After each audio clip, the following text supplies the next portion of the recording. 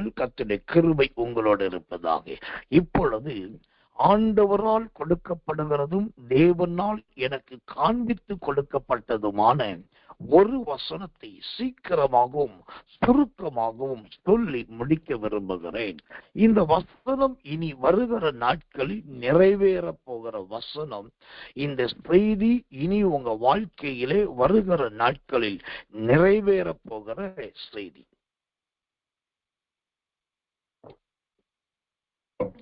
அப்போஸ்தலர் நடபடிகளின் புஸ்தகம் 2ஆம் அதிகாரம் 22வது வசனம். அப்போஸ்தலர் 2:22. இஸ்ரவேலரே, நான் சொல்லும் வார்த்தைகளை கேளுங்கள்.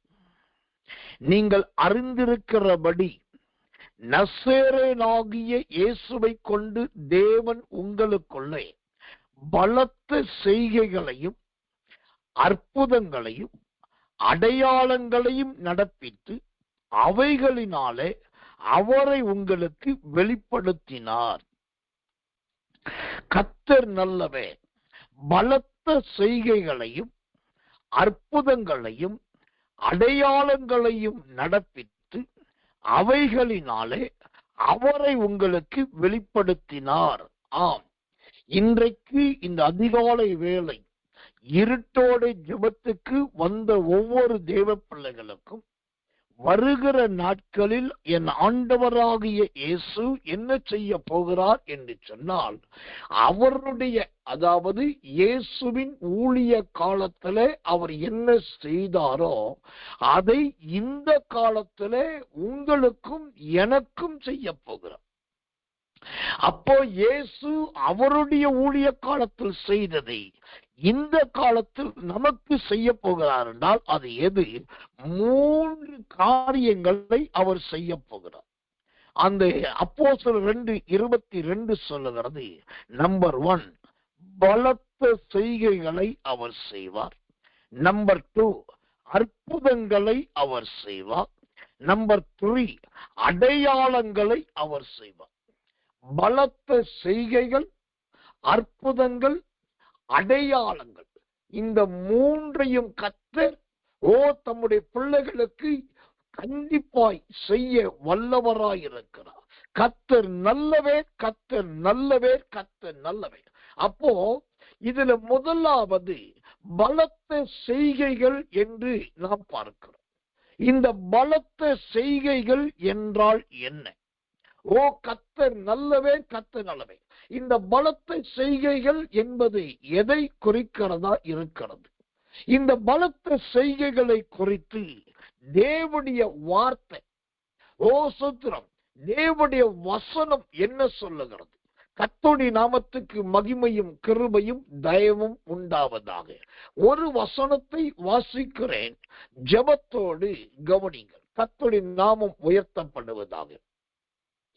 அப்போஸ்தலர் நடபடிகளின் புஸ்தகம், மன்னிக்கணும், எபிரேயர் புஸ்தகம் 2ஆம் அதிகாரம் 4வது வசனம். எபிரேயர் 2:4. அடையாளங்களினாலும் அற்புதங்களினாலும் பலவித பலத்த செய்கைகளினாலும் தம்முடைய சித்தத்தின்படி பகிர்ந்து கொடுத்த பரிசுத்த ஆவின் வரங்களினால். ஆமென்.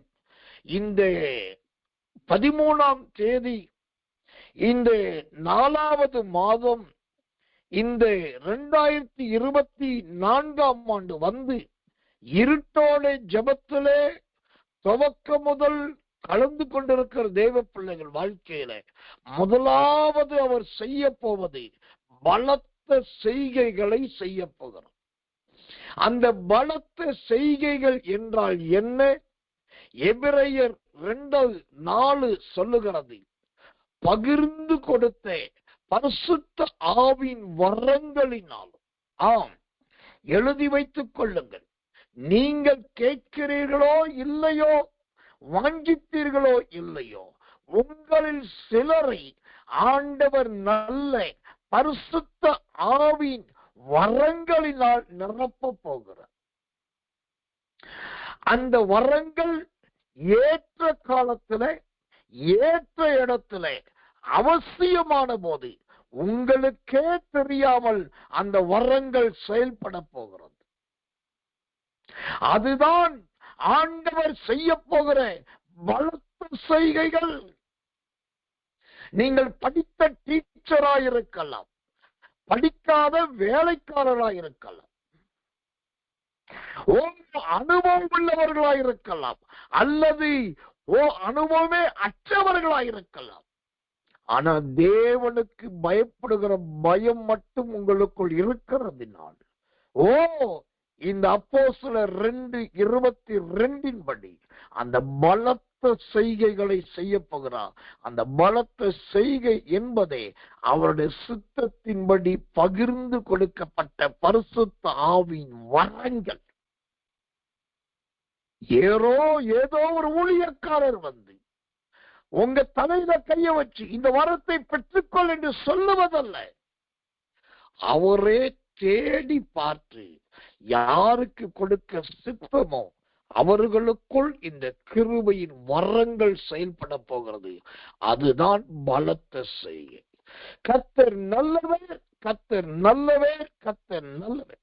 இரண்டாவதாக அந்த அப்போஸ்தல நடபடிகளின் புஸ்தகம் 2ஆம் அதிகாரம் 22வது வசனம் சொல்லுகிறது, அற்புதங்களையும் என்று பார்க்கிறோம். அற்புதங்களையும். அப்படியானால் இந்த அற்புதங்களையும் என்பது எதை குறிக்கிறது? அந்த அற்புதங்களையும் என்ற வார்த்தை எதை காண்பிக்கிறதா இருக்கிறது? கர்த்தர் நல்லவே, கர்த்தர் நல்லவே, கர்த்தர் நல்லவே. பரிசுத்த வேதத்திலிருந்து ஒரு வசனத்தை உங்களுக்கு, இந்த அற்புதங்களுக்கு ஏற்ற வாக்கியத்தை ஆவியானுடைய பலத்தை கொண்டு உங்களுக்கு காண்பிக்கிறேன். 1 கொரிந்தியர் புஸ்தகம் 12ஆம் அதிகாரம் 28வது வசனம். 1 கொரிந்தியர் 12:28. தேவனானவர் சபையிலே முதலாவது அப்போஸ்தலரையும், 2வது தீர்க்கதரிசிகளையும், 3வது போதகர்களையும், பின்பு அற்புதங்களையும் குணமாக்கும் வரங்களையும் ஊழியங்களையும் ஆளுகைகளையும் பலவித பாஷைகளையும் ஏற்படுத்தினார். இந்த அற்புதங்களையும் என்ற வார்த்தை எதை குறிக்கிறது? அற்புதங்கள் செய்துட்டு பின்பு குணமாக்கும் வரத்தையும் கொடுக்கணும், அதோடு ஊழியத்தை கொடுக்கணும், அதுல சிலருக்கு நிர்வாக திறமை என்கிற ஆளுகையை கொடுக்கணும், அதுல சிலருக்கு ஜெப ஆவி என்கிற அந்நிய வாசை கொடுக்கணும். அற்புதம் என்றால் சில என்ன நினைக்கிறாங்க? கோலை பாம்பாக்குவதும் பாம்பை கோலாக்குவதும் தான் அற்புதம். ஆனா அற்புதங்கள் என்றால் புதிய ஏற்பாட்டு காலத்திலே அது குணமாக்கும் வரங்களை காண்பிக்கிறது, அது கர்த்தருக்காக செய்கிற ஊழியங்களை காண்பிக்கிறது, ஆண்டோடைய அறிவில் நிறைந்து நிர்வகிக்கிற ஆளுகையை காண்பிக்கிறது, ஜெபத்திலே பேசுகிற அந்நிய பாஷையை காண்பிக்கிறது. திரும்பவும் சொல்றேன், இன்னைக்கு இருட்டோட ஜெபத்துக்கு வந்த என் அன்பு விசுவாச தெய்வ பிள்ளைகள் வாழ்க்கையில் இந்த அற்புதங்களுக்கு அடையாளமாய் உங்களை கொண்டு குணமாக்கும் வரங்களை உங்களிலிருந்து கர்த்தர் பயன்படுத்த போகிறார். நீங்களும் கர்த்தருக்கு ஊழியம் செய்ய போகிறீர்கள். நல்ல நிர்வாக திறமை, ஒரு அட்மினிஸ்ட்ரேஷன், ஓசத்திரம், நல்ல ஆளுகை உங்களுக்கு உண்டாகும். அடிக்கடி ஜெபிக்க வேண்டும் என்கிற வாஞ்சை வந்து ஜெபிப்பீர்கள். அப்பொழுது பலவிதமான பாஷைகளை பேசி துதிப்பீர்கள். இதுதான் அற்புதங்கள். நான் திரும்பவும் சொல்லிவிடுகிறேன், இன்னைக்கு சொல்லிக் கொண்டிருக்கிற இந்த செய்தி கர்த்தர் செய்தார் என்பதற்காக அல்ல, இது எல்லாம் செய்ய போகிறார் என்பதற்கு. அப்போ முதலாவது பலத்த செய்கைகளை தேவனுடைய சித்தத்தின்படி பரிசுத்த ஆவியை பகிர்ந்து கொடுத்து வரங்களால் நிரப்புவது. 2வது அற்புதங்கள் என்பது நல்ல குணமாக்குதலை கொடுத்து பற்பல பாஷைகளை பேச வைத்து தேவனுடைய தீர்மானத்தை நிறைவேற்று. 3வதாக அந்த அப்போஸ்தல நடபடிகள் 2ஆம் அதிகாரம் ஓ கர்த்தர் நல்லவர், கர்த்தர் நல்லவர். 22ஆம் வசனம் சொல்லுது, நல்ல அடையாளங்களையும் என்று பார்க்கிறோம். அடையாளங்களையும். ஓ கர்த்தர் நல்லவர், கர்த்தர் நல்லவர், கர்த்தர் நல்லவர். இந்த அடையாளங்களையும் என்று சொன்னால் அது எதை குறிக்கிறதா இருக்கிறது? இந்த அடையாளங்களும் என்ற வார்த்தை எதற்கு இணையானது? வேதத்திலிருந்து ஒரு வசனத்தை உங்களுக்காக வாசிக்கிறேன். ஜெபத்தோடு கவனியுங்கள். கர்த்தர் நல்லவர், கர்த்தர் நல்லவர், கர்த்தர் நல்லவர். அப்போஸ்தலர் நடபடிகள் புஸ்தகம் 8ஆம் அதிகாரம் 13வது வசனம். அப்போஸ்தலர் 8:13. அப்பொழுது சீமோனும் விசுவாசித்து ஞானஸ்நானம் பெற்று பிலிப்பை பற்றி கொண்டு அவனால் நடந்த அடையாளங்களையும் பெரிய அற்புதங்களையும் கண்டு பிரமித்தான். ஆமென். இந்த முதலாவது உங்க வாழ்க்கையிலே பலத்த செய்கைகளை கர்த்தர் செய்ய போகிறார். இரண்டாவது உங்க வாழ்க்கையில அற்புதங்களை கர்த்தர் செய்ய போகிறார்.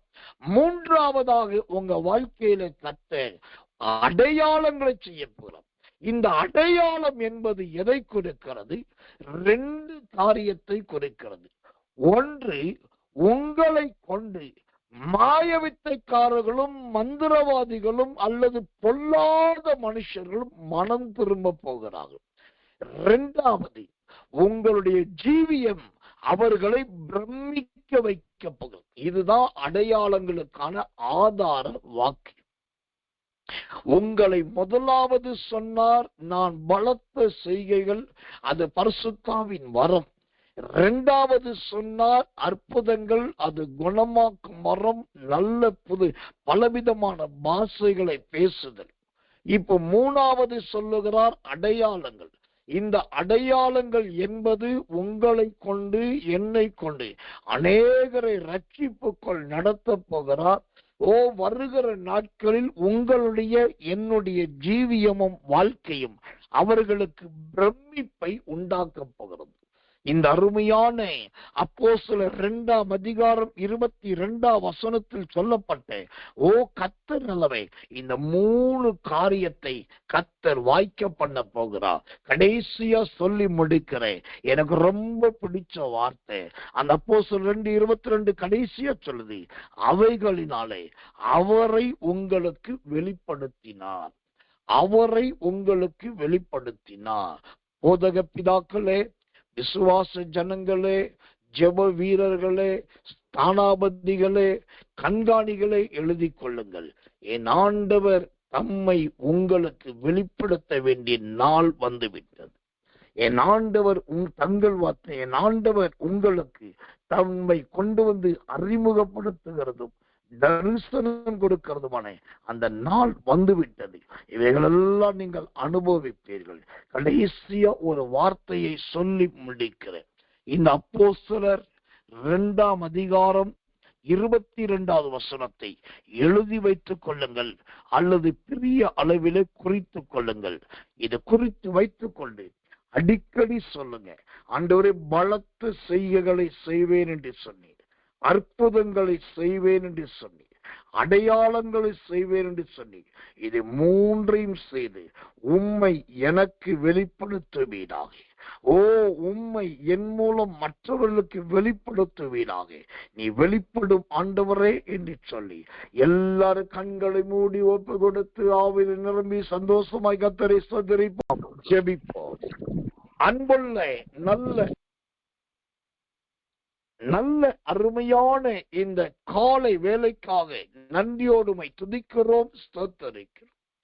ஆவியானவர் ஆரம்பத்தில் பேதுருவின் காரியங்களை வைத்து நன்றாய் ஆவியில நிரம்ப அந்நிய பாஷை பேச துதிக்க உதவி செய்தீர். அதற்காக ஸ்தோத்திரம். ஆவியானவர் இன்றைக்கு ஜெபத்திலே ஏவி எரேமியா 33:22 ஆதியாகமம் 39:24 ஓ எரேமியாவின் வசனத்தை இயேசுவின் வல்லமை ஊழியத்துக்கும், ஓ ஆதியாகமத்தின் வசனத்தை இன்றைக்கு இருட்டோடு ஜெபத்துக்கு வந்தவர்களுக்கும் அப்படியே நிறைவேற்ற போயிருக்காக ஸ்தோத்திரம். கைகூடி வரப்பண்ண பேருக்காக ஸ்தோத்திரம். ஆண்டவர் கொடுத்த தரிசனங்களுக்காக கோடி நன்றி. ரொம்ப முக்கியமாய் அப்போஸ்தலர் 2:22 சொல்லப்பட்ட பலத்த செய்கைகள் எங்கள் மத்தியில் நடப்பிக்கப்படுவதாக, அற்புதங்கள் எங்க ஜீவியத்திலே உண்டாவதாக, அடையாளங்கள் எங்க வாழ்க்கையிலே காணப்படுவதாக. இது மூன்றையும் ஆண்டவர் ஆமென்றும் ஆமென்றும் நிறைவேற்ற பேருக்காக ஸ்தோத்திரம். இன்றைக்கு தினந்தோறும் ஆராதனையை கர்த்தர் ஆசீர்வதியும். இரவில இருக்கிற என்னோடு ஜெபியுங்கள் என்ற அந்த ஆண்டவரே 3 மணி நேர ஜெபத்துக்கு ஒரு திரள் மக்களை கொண்டு வரும். தாழ்த்தி ஒப்புவிக்கிறோம். இயேசுவின் ரத்தம் செய்யும். இயேசுவின் நாமத்தில் ஜெபிக்கிறோம் நல்ல பிதாவே. ஆமென், ஆமென், ஆமென்.